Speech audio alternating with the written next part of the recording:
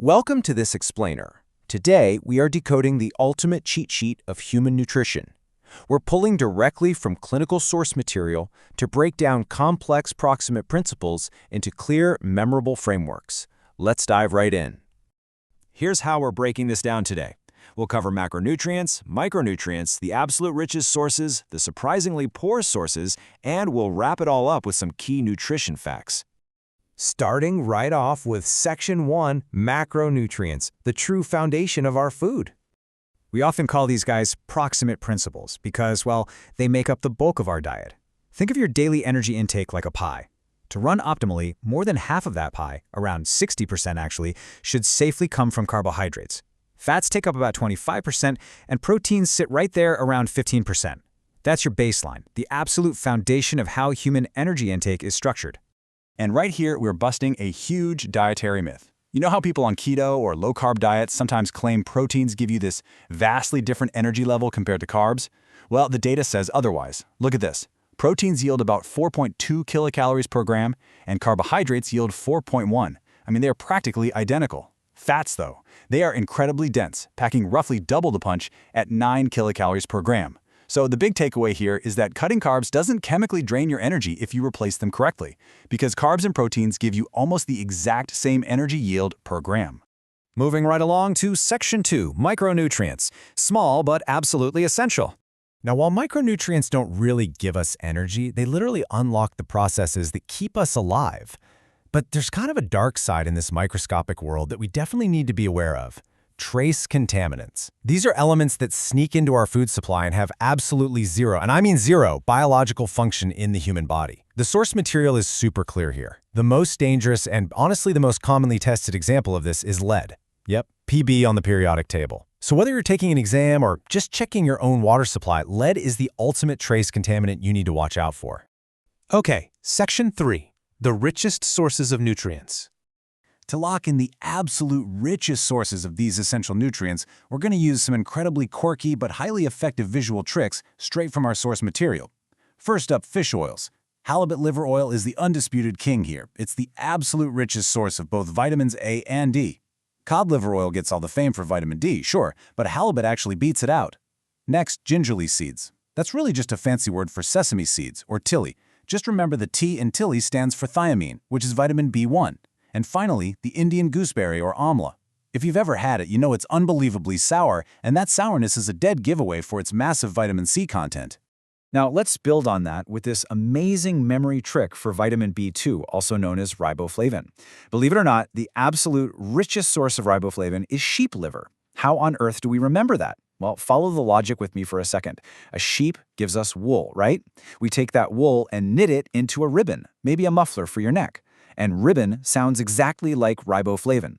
Sheep to wool, wool to ribbon, ribbon to riboflavin. It is totally bizarre, but I promise you it works flawlessly.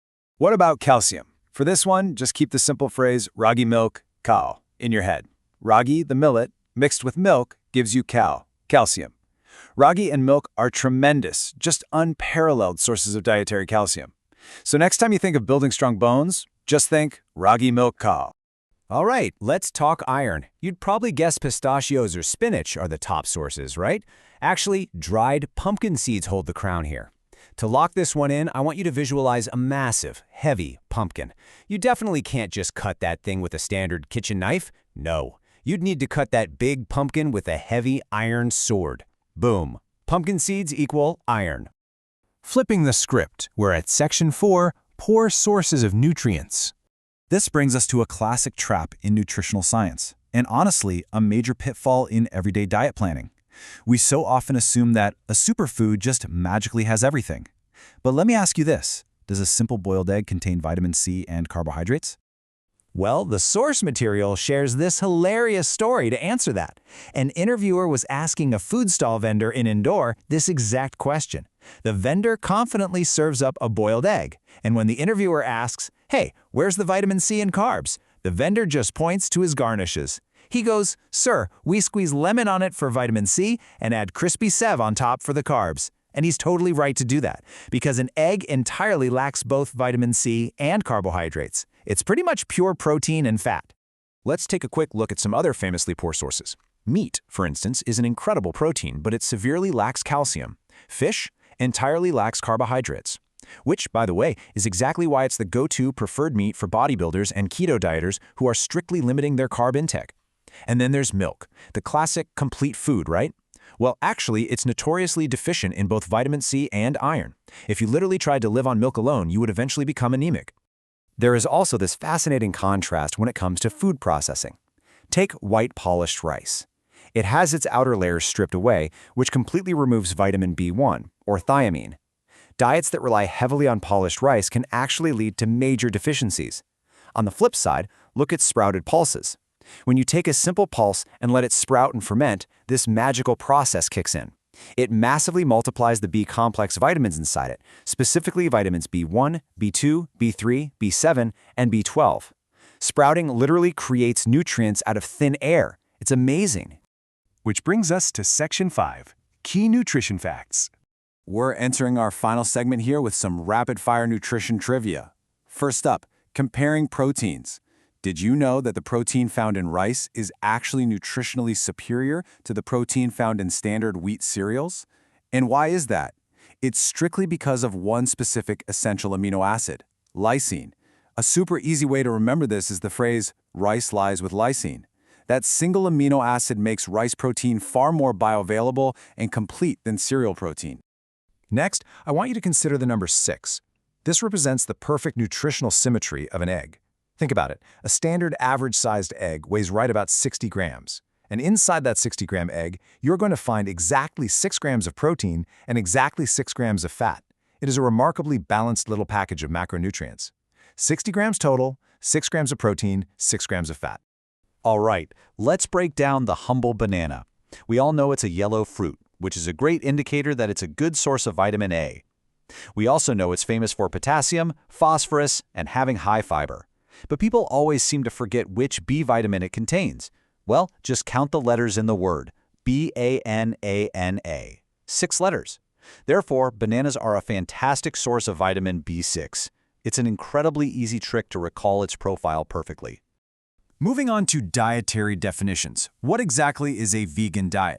A lot of people kind of confuse it with standard vegetarianism, but the absolutely crucial distinction you have to remember is that a vegan diet is a strict protocol that not only excludes all meat, but completely and entirely eliminates all dairy products.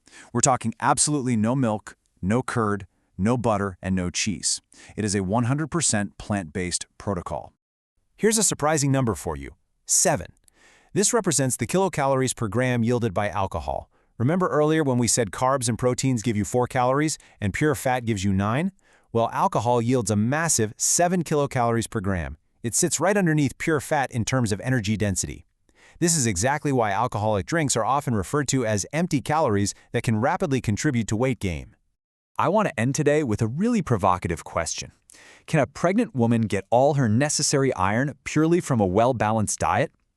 Given everything we've just learned about nutrient density, absorption, and the extreme, taxing demands of human biology, is a perfect diet ever truly enough on its own? It's a fascinating question about the limits of food and the hidden rules of human biology that you should definitely look into. Well, we've decoded the ultimate nutrient cheat sheet today. Keep learning, and I'll catch you in the next explainer.